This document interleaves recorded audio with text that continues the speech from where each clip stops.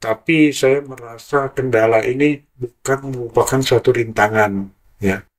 Terkadang kita sendiri moodnya bisa semangat, bisa juga lagi down, ya kan? Karena banyak faktor eksternal, Ya, lingkungan, entah masalah ekonomi, entah masalah keluarga, entah masalah anak, apapun itu kan banyak gangguan di lingkungan di sana. ya. Nah ini kita harus mengerti juga, ya kan? Kita harus bagaimana memilah, ya kan? Bagaimana mencarikan solusi.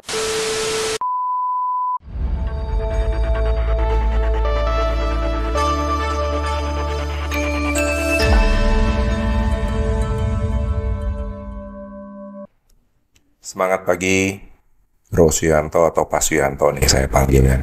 Ya, Namo Sang Hyang Budaya, Namo Buddhaya. Terima kasih telah berkunjung kembali. Sepertinya kita sudah lama ya, hampir 1 tahun atau belum 1 tahun ya. ada ya kurang lebih 1 tahun. Ya, membahas kepengurusan MBI DKI. Ya, ya. Mungkin kita coba ulangi lagi supaya yang nonton dan yang mendengar kita juga merefresh tagline dari kepengurusan MBI DKI, Serve from the Heart. Seperti apa? Serve from the heart, ya. Jadi di sini kami ya, saya dan kawan-kawan semua sepakat bahwasannya culture, pelayanan, melayani dari hati itu sebagai anchor kita. Ya. Kenapa melayani dari hati? Tentunya ketika kita melayani dari hati, ketulusan akan menjadi yang terdepan. Jadi tidak ada keluhan, kekecewaan ketika lari dari harapan. Jadi itu intinya. Ketika kita melayani dari hati dengan tulus, tentunya semangat, ya, wirya kita pun akan semakin terpacu. Ya, itu mungkin satu tagline atau konsep yang sangat ideal ya. Kita melayani dari hati supaya ada ketulusan di sana dan tidak ada kekecewaan jika tidak sesuai. Bagaimana cara milih orang-orangnya untuk bisa bergabung? Ini dia. Jadi kita sebagai pemimpin ya, leader, dimanapun itu, baik di perusahaan atau apa, kita harus bisa menjadi contoh, menjadi sosok. Satu, kita harus bisa menebarkan energi positif buat teman-teman. Tentunya ketika saya mengajak hal positif, yuk sama-sama kita berkarya, ya. Kita menebarkan energi positif, Ya. tentunya Romo Kresno sulit menolak. Jadi rata-rata ketika saya menyusun tim, ya, so far sekitar 90% mereka oke, menerima. Yang 1%-nya tadi hanya karena waktu, keterbatasan, karena overload pekerjaan, karena fokus. Jadi intinya mereka tertarik. Kenapa saya akan mendeliver energi positif, ya, sehingga kita sama-sama berkarya. Kita sama-sama mengabdi, ya, dengan tulus. Jadi mereka siap dengan ketulusan itu meskipun tanpa ada bayaran, ya, karena ini bukan perusahaan. Ya. Kita sama-sama bekerja sosial. Di sini kita bisa melakukan transformasi diri, itu kata kuncinya. Ya, mengembangkan diri kita. Ya, melalui kita sebagai aktivis, kita juga telah belajar, berlatih, mengendalikan diri kita. Itu esensinya. Setelah kita bisa mengendalikan diri kita, baru kita bisa mendeliver ke baik di organisasi maupun di masyarakat. Tapi apakah dari mereka yang bergabung dalam kepengurusan MBI DKI sekarang ini merasakan sesuatu yang positif dari kegiatan yang mereka sudah jalani selama ini? Ya, Kalau tidak salah berarti sudah masuk tahun ketiga ya? ya sudah 2 tahun 8 bulan. Ya, tahun ketiga berarti kan? Ya. So far sampai hari ini nih, rata-rata nggak ada keluhan sih ya. Nggak ada keluhan ya, walaupun ini nggak dibayar ya? Bahkan saya kadang-kadang, seperti saya driver nih yang membawa tim Ya, ini kan ya, ya. terkadang lari kekencengan, saya rem dikit. Oh, Aku oke. yang di belakang kelelahan. Jadi kita mulai di timing. Ya, ketika mereka kelelahan juga nanti kan jadi satu problem tersendiri juga. Ya. Timing seperti apa tuh? Kalau yang dilihat bahwa ada beberapa anggota yang ketinggalan. Ya, jadi kita mengatur rencana kerja kita. Oke. Ya, kita plotting, ya kan, program jangka pendek. hal apa aja yang harus kita eksekusi, terus pencapaian apa yang kita harus targetkan di situ. Ketika pencapaian target itu terlalu tinggi, tentu harus kita turunkan sesuai kemampuan tim dari masing-masing kelembagaan. Ketika tim ini solid, ya siap tempur terus, ya saya naikin sedikit, naikin lagi pencapaian tersebut. Ya bersyukur so far ya ide-ide banyak aja bermunculan. Oh, berarti ada tolak ukurnya ya, betul, dari semua program kerja ya. Betul. Pencapaian apakah bisa tereksekusi sesuai harapan, itu tolak ukurnya. Ya, baik timing, ya ketepatan waktu, ya, kecepatan juga itu penting. Tapi diukur juga untuk penerimaan dari umat atau anggota wihara yang berafiliasi ke majelis. Ya, tentunya itu. Sering-sering juga kami bertanya, gimana, ada harapan apa lagi nggak? Ya, tentunya ada feedback. Baik ketika kita bikin pelatihan-pelatihan juga biasanya kita lempar feedback. Apakah ini memenuhi harapan? Dan sesuai dengan harapan, sesuai dengan kebutuhan. Ketika racikan ini kurang pas, tentu kita akan berpikir ulang, ya kan, akan mengevaluasi ulang hal apa yang lebih tepat. Jadi kita kerja tidak sia-sia, buang waktu, ya. Ya, apalagi ini nggak digaji ya. Betul. Nggak digaji, kalau sampai buang waktu. Ya, karena istri kita yang buat apa? Ya. Lalu bagaimana cara milih orang-orangnya nih, bahwa ini mempunyai passion yang sama, mereka bersedia meluangkan waktu dengan tadi lagi tidak digaji. Ya, pertama-tama saya nge-trace latar belakang. Oh, background ya. Ya, ada background checking juga ya. Ya, background pendidikan, ya kan. Passionnya ini senang gimana? Misalnya kayak Romo Kresno, saya menilai ini background pendidikan dari IT, ya kan. Oh, ya. Padahal saya terpaksa loh dulu masuk IT. Ya. Oke, katakanlah terpaksa dari sisi intelektual, tapi ketika turun di lapangan saya bisa mengamati juga. Ini ketertarikan di level wihara, entah di PJ ini, senangnya di mana dia membantu. Ya. Di samping saya juga akan nge-trace, Romo bisa bantu di bidang ini. Oh ya, kesediaan ya. Wah, betul. Oh, oke, siap. Nah, berarti kan sudah cocok. Terkadang kalau passionnya kurang pas, kita akan kembali memberikan feedback, kayaknya gue udah boring di bidang ini deh. Bisa aja kan ya? Ya. Diskusi lah di situ. Tapi pada saat mencari itu biasa Bro Suyanto itu yang mencari atau ada yang meng-offering dirinya sendiri? Tolong tunjuk saya dong. Oh, tidak ada. Tidak ada. Ada ya? Justru nggak ada yang mau ya? Pilih saya, tidak ada. Semua hasil penunjukan, sebelum penunjukan pun saya Jari sakti ya, jari sakti ditunjuk. Menggali informasi sebelumnya dari kerabat terdekatnya. Ya kan? Misal Romo Kresno, saya trace sahabat terdekatnya siapa. Romo Kresno gimana keseharian, ya kan? Wah, dia sekarang lagi membangun perusahaan tuh sibuk sekali. Ya. Nah, itu kan jadi pertimbangan juga. Ya. Ujung-ujungnya kan nanti akan repot di komitmen waktu. Ya benar. Ya. Nah, tetapi dari sana, apakah semua, tadi mungkin tadi ada gambaran, ada yang mandek, tapi hanya sekitar 1 atau 10% ya, dari keseluruhan. Nah, tapi apakah ada yang salah pilih ya? Bukannya masalah mandeknya, tapi salah pilih anggota. Tentunya ini apakah perlu ada bisa diperbaiki atau akhirnya sebenarnya bukan salah pilih. Masing-masing membawa personal, ya kan, karakter sendiri-sendiri. Ada aja sih ya kadang-kadang dengan tim yang di timnya sendiri atau tim lain kurang pas. Di situ saya bisa memberikan arahan. Ada model coaching ya? Ya, tentu di coach ya kan. Kamu mestinya kayak begini, ya kan, kita satu tim, ya kita sama. Jadi membangkitkan suasana supaya menyemangati lagi. Terkadang juga kan karena hektik ya, kesibukan, atau karena karakter bawaan di situ. Nah, disinilah kalau karakter bawaan di sini, ya jujur kata, kesempatan saya untuk merubah, bertransformasi diri mereka. Kalau ada karakter yang negatif, pelan-pelan dibujuk, diarahkan. Kita kerja tim nggak bisa gitu. Ya, nanti yang rugi kamu sendiri, dijauhi dari kawan-kawan, misalnya kayak gitu.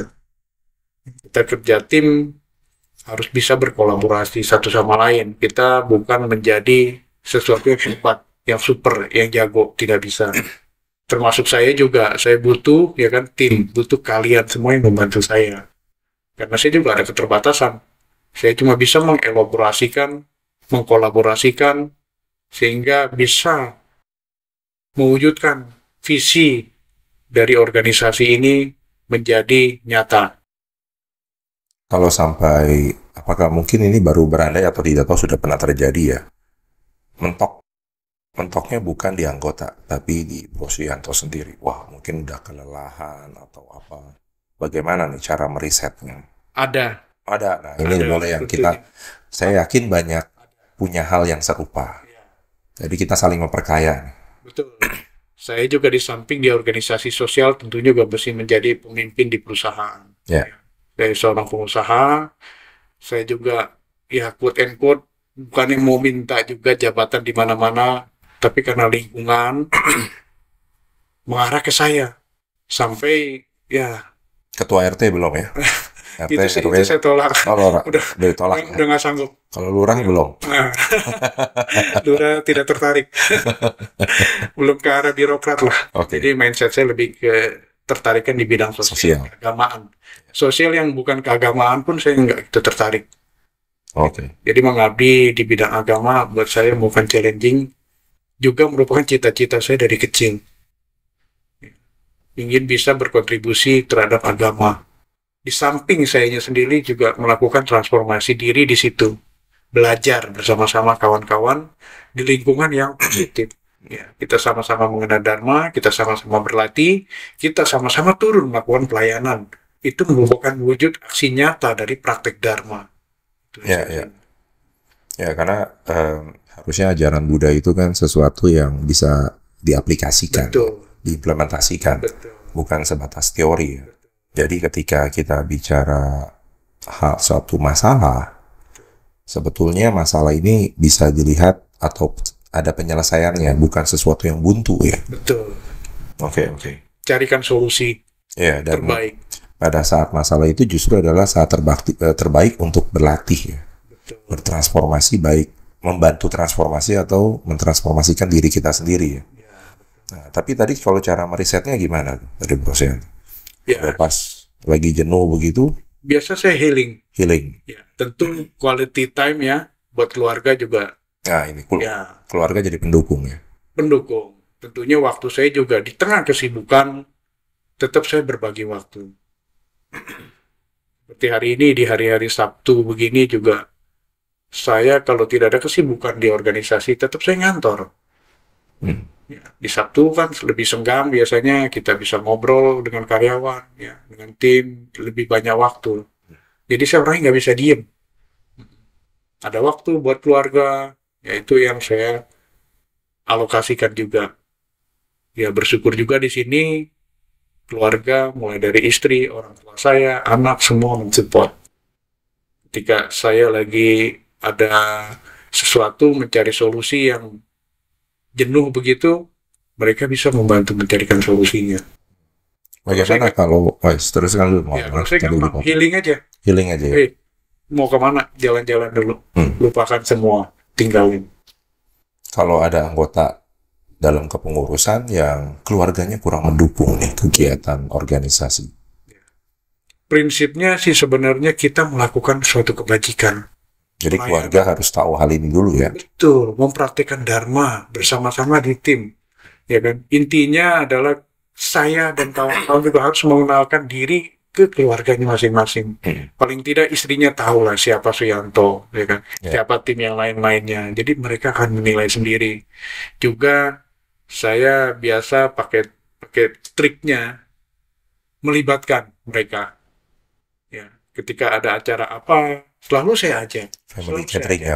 Ya, betul. Jadi termasuk teman-teman saya juga, ayo ajak dong istrinya. Oke lah, kita acara formal di sini ya, nanti di sana kan mereka bisa bergabung ketika non formalnya. Ya, jadi enjoy-nya itu dapat, feel-nya dapat, ya kan? Pihak istri juga bisa merasakan ikut ke bawah, ya kan? Sama-sama pelayanan. Itu sih esensinya. Jadi jangan kita tinggalkan. Dengan kata lain, ketika suami atau istri yang mempunyai aktivitas sebagai anggota pengurus, terutama organisasi sosial, keagamaan, ini harus memberitahukan pasangannya yang di rumah ya. Betul. Sehingga pasangan di rumah juga tahu kegiatan dan merasakan manfaat. Apalagi kalau pasangan yang sibuk ini di organisasi dapat bertransformasi ya. Betul. Bahkan sampai di level anak. Saya di rumah sebagai contoh, sebagai pimpinan kepala keluarga harus memberikan contoh buat keluarga, baik istri, anak-anak juga saya treat, ya kan, bahwasannya saya ini sibuk di organisasi, apa sih yang bisa kita dapatkan? Nah, paling nggak dia harus tahu di situ. Kita harus menjadi contoh. Ya. Ya, karena hal ini kalau sampai tidak terinformasikan dengan baik, waduh, ini suami atau istri kok pulang malam terus ya, ngapain aja ya. Hari libur malam meeting, mikirin orang lain, keluarga tidak dipikirin. Nah, mungkin hal-hal suara-suara yang seperti itu yang sering muncul. Ya, dulu saya mempunyai asumsi bisa seperti itu gitu. Sehingga kalau sampai pasangan terlibat di organisasi sosial, ya mungkin kita iya, nggak perlu jabatan. Iya. Seperti presiden kan ada ibu negara. Nah. Nggak perlu ibunya jadi presiden kan. Benar, otomatis terangkat ya. Otomatis, betul. Jadi ketika pasangannya berbuat baik, pasangannya pun juga akan terangkat. Ke bawah. Energi positifnya juga ikut. Yeah. Misalnya kita melakukan aksi, misalnya aksi amal gitu. Kita bikin baksos, ya kan? Yeah. Ya kita libatkan, Bang. Ibu-ibu ya sama-sama ibu ngumpul lah, tolong lu. Ibu-ibu nih punya kepiawaian apa? Yuk bantu kami yang di bidang ini gitu. Ya kan, urusan decision, urusan kebijakan, urusan planning, ya biar kami lah pengurus yang berpikir. Nanti dibantu sama ibu-ibu kita, itu kan asik ya. Ya. Nah, dalam kepengurus kan pasti ada anggota yang lama bergabung dengan kepengurusan yang baru sekarang, dan di situ mungkin ada culture yang berbeda nih dari kepengurusan lama dengan yang baru. Ini mungkin salah satu isu dalam organisasi. Nah, sekarang kalau masa kepengurusan Bro-Suyanto seperti apa tuh penanganannya? Tentunya ini harus disepakati bersama. Jadi saya harus menjelaskan, memberikan arahan, direction kita ke sana. Setuju? Oke, kita jalani sama-sama. Jadi bukan berarti saya sebagai pimpinan harus mengikuti maunya saya, bukan itu esensinya. Jadi kita sebagai pemimpin harus menjalankan hal apa yang kita sepakati bersama-sama, itu esensinya. Jadi mereka enjoy. Ketika ada satu orang yang kurang pas channelnya, ya kan, tentu dia akan meriset sendiri, akan menyesuaikan. Toh ini merupakan kesepakatan bersama, merupakan satu kegiatan, satu hal yang sangat positif buat bersama-sama, buat kepentingan kita bersama, itu esensinya. Oh, jadi bukan berarti harus top down. Kan biasa kalau dari organisasi top down kan, ikuti kata saya. Tidak bisa. Beda di perusahaan. Memimpin perusahaan gampang, tinggal tanya, "You masih mau kerja nggak?" Nggak mau ya silakan, saya bisa cari yang lain. Nah kalau ini tidak, lebih ke arah memberi contoh, mendeliver energi positif itu. Itu arahnya sih. Tapi kalau, nah nyambung mungkin dari yang pertanyaan sebelumnya dan tadi yang terakhir. Kalau misalnya ada anggota yang tadi mungkin dari awal tidak sepakat tapi belum mengeluarkan isi hatinya. Kemudian ketika menjalani program kerja kurang sesuai. Karena ini pekerja, kalau kita di perusahaan kan gampang, SP1, SP2, SP3. Ini kalau pekerja sosial gimana nih? Itu tetap personal ya? Saya personal. Biasanya sih dari dulu ya saya memimpin di wihara, di sini jarang ketidakcocokan dengan karakter saya ini, jarang sekali. Biasa tim satu dengan tim dua, atau di internal timnya sendiri. Biasanya itu aja. Nah disitulah tugas saya mengarahkan, ya kan, melalui pendekatan personal, ya kan, menggali ada problem apa, ya kan, mengapa, ya kan, terus bagaimana nih solusinya ke depan, ya kan. Tapi ketika memang sudah tidak ada hati, saya pun nggak bisa apa-apa. Jadi dipersilakan mundur sendiri. Kalau nggak mau mundur nggak apa-apa ya? Nggak mau mundur, konsekuensinya nanti ditinggal. Ketinggalan ya? Ketinggalan. Kita udah jalan sampai jauh di depan, ya Yun masih di belakang. Ya. Karena kan pada umumnya bekerja sosial ini banyak yang, ya mohon maaf ya, secara umum mencari nama. Yang ya mungkin, oh ya ini dia anggota ini, yang sehingga secara pandangan di masyarakat kan juga akan terangkat kan. Ya. Tapi balik lagi kan sebetulnya seperti di awal tadi Bro Suyanto sampaikan kan bukan nama ini dalam pengurusan. Kalau saya memandang menjadi ngetop itu adalah bonus. Oke. Jangan kita cari, salah kalau kita cari di organisasi sosial ini. Ya. Ya kan, personal branding nggak perlu kita create. Otomatis lingkungan akan menilai sendiri. Dari hasil kerja ya. Betul, nggak perlu kita cari-cari. Toh kita di sini balik lagi, mau cari apa, ya kan? Kalau mau cari nama, ya sudah personal branding aja. Masuk ke lingkungan lain lebih gampang naiknya, ya kan? Ya. Bisa melalui sosmed, pansos, mau apa caranya kan banyak. Nah benar. Ya kan? Pada Kalau saat di sini, lagi ya, kegiatan sosial di foto-foto bisa di media sosial. ya. Tapi ini juga salah satu penilaian Ya. dari saya ketika tadi menentukan memilih tim tadi. Ya. Oh tidak juga media sosialnya. Hah? Untuk background screening dilihat media sosial juga. Ya tentunya ya itu balik lagi talenta kepiawaian. Oke. Misalnya Romo Kresno eksis di sosmed berarti ini cocoknya di bagian publikasi. Nah, Ya kan? Publikasi nih, Medcom nih, Ya. eksis di situ, ya kan? Tapi ketika dia hobi di situ, kita taruh di lembaga pandita, balik lagi nih, cocok nggak nih, ya kan? Ya. Beda kan speknya. benar. Ada kendala selama ini yang dihadapi oleh Bro Suyanto dalam memimpin organisasi sosial keagamaan? Tentu kendala ada aja sih ya. Tapi saya merasa kendala ini bukan merupakan suatu rintangan, ya. Terkadang kita sendiri moodnya bisa semangat, bisa juga lagi down, ya kan? Karena banyak faktor eksternal, Ya. lingkungan, entah masalah ekonomi, entah masalah keluarga, entah masalah anak, apapun itu kan banyak gangguan di lingkungan di sana. Ya. Nah ini kita harus mengerti juga, ya kan? Kita harus bagaimana memilah, ya kan?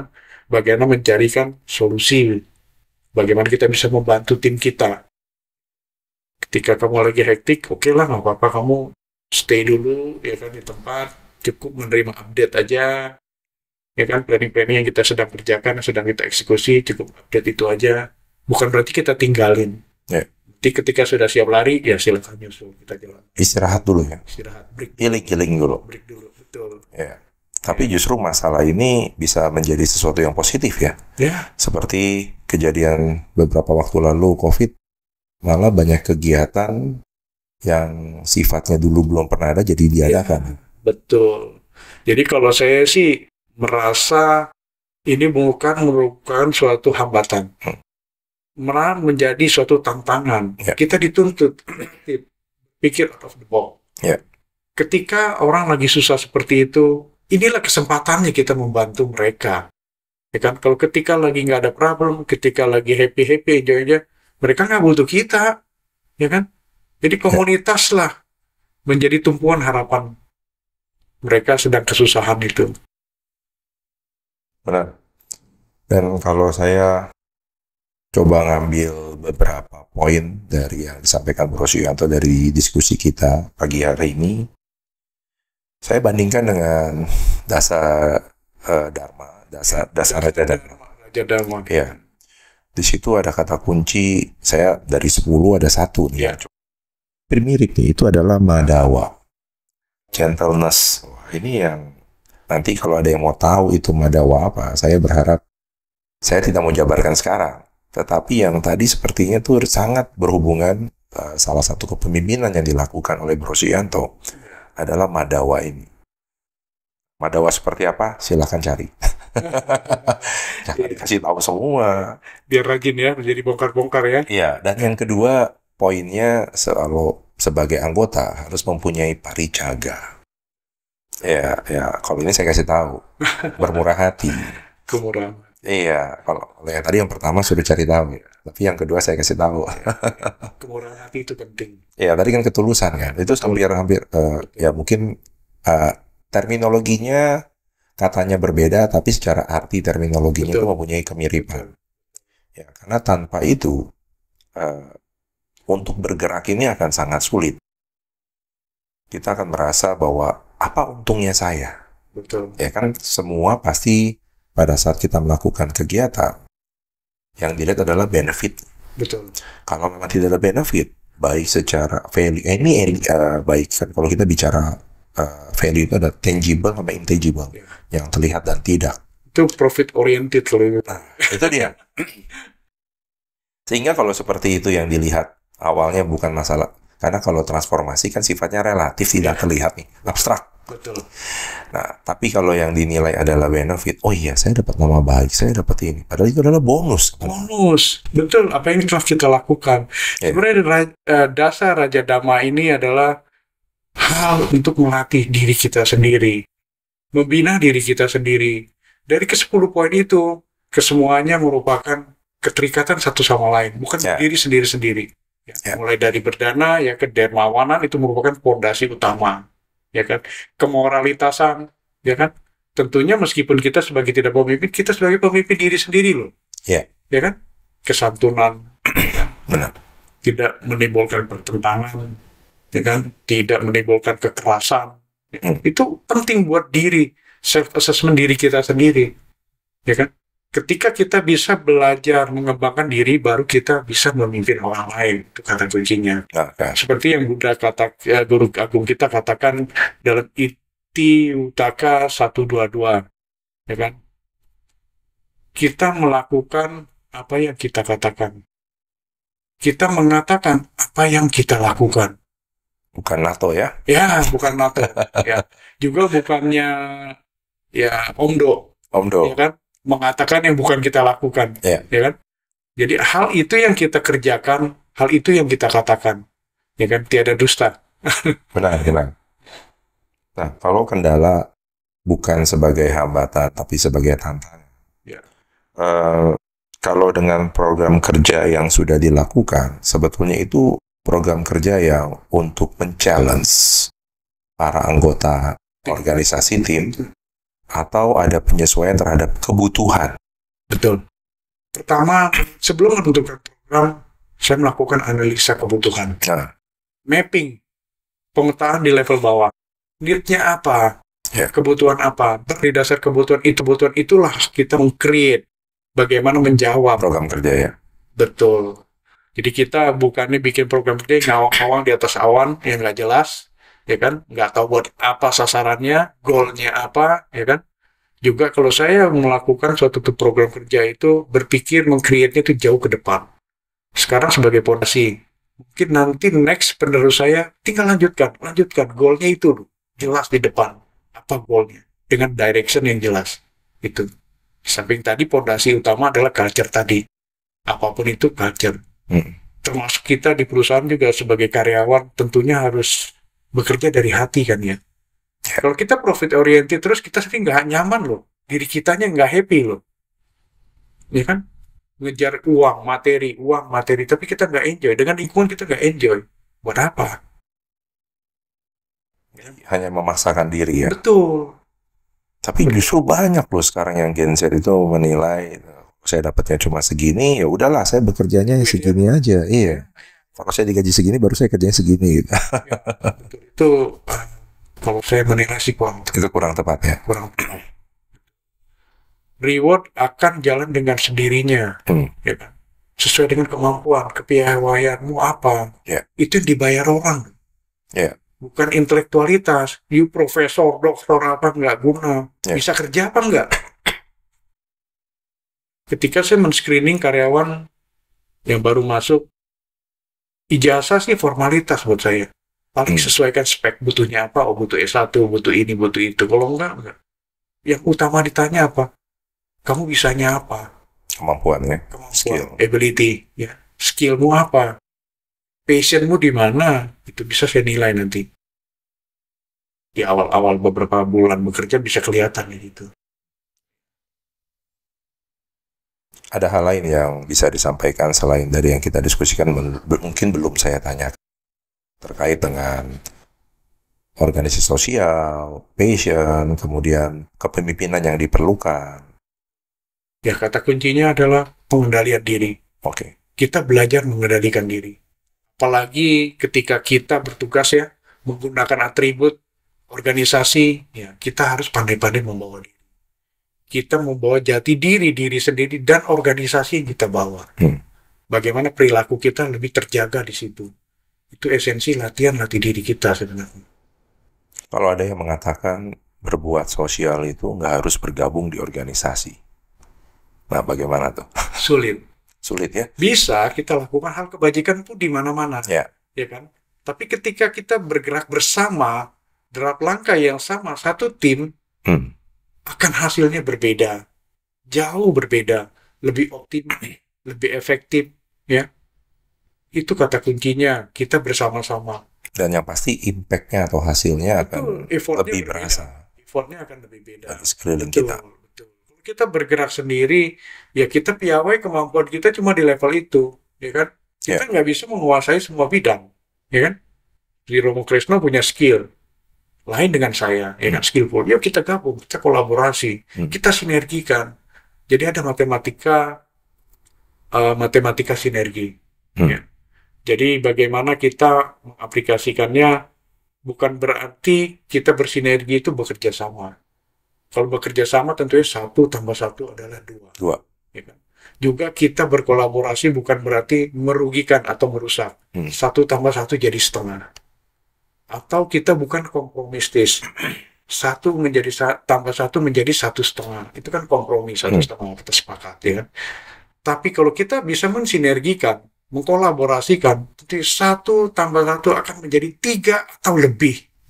Itu, ya kan? Dengan kesamaan visi, ya kan?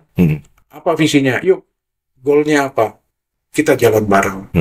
Ya kan? Kita menjahit, kita merajut kepiawaian masing-masing, skill dari masing-masing individu menjadi satu kesatuan. Itu akan lebih indah, akan lebih optimal hasil outputnya. Ya, bukan 1, 2, tapi 3 lebih.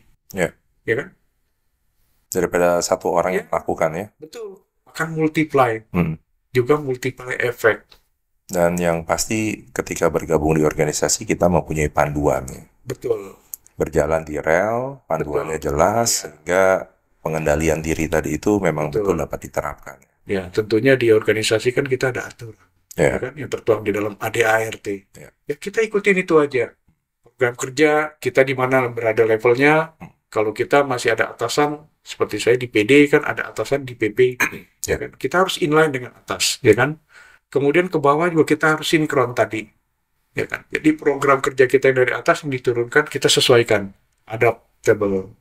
Kondisi di Jakarta mungkin tidak sama dengan kondisi, nggak usah jauh-jauh di Tangerang, Banten sudah beda. Ya kan? Di Jawa Barat sudah beda, kita nggak usah ngomong di luar Pulau Jawa lah, sudah beda. Mapping kondisi umat berbeda, ya kan? Kebutuhan mereka juga berbeda. Kemampuan kita juga di tim berbeda-beda. Ya, itu. Oke, mungkin ini pertanyaan atau hal yang ingin saya sampaikan di terakhir. Kalau tadi dari pertanyaan saya ini sepertinya tidak ada punishment. Tetapi justru kalau saya dengar adanya reward. Ya. Reward salah satunya ini mungkin sesuai dengan program dari pusat ke provinsi atau daerah, penguatan di kepanitaan. Sehingga saya mendapat kabar di MBDKI ini justru memberikan reward bagi pandita yang berprestasi dalam pelayanan. Ini ada reward Dharma Yatra. Benar seperti itu ya? Iya, betul. Bisa lebih detail seperti apa gambaran? Reward ini sebenarnya memberikan kesempatan juga buat teman-teman ya kan yang secara ekonomi merasa belum perlu ke sana karena ada prioritas kebutuhan lain. Jadi membuka jalinan jodoh juga bisa pergi ziarah ke tanah suci sana.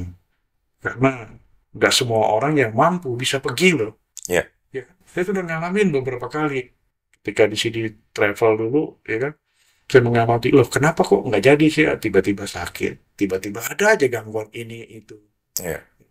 Tapi ini reward kita akan memberikan sangat layak buat abdi dharma kita di tim. Ya kan? Juga penyemangat. Toh mereka juga bukan mencari, bukan mengejar itu toh. Ya kan?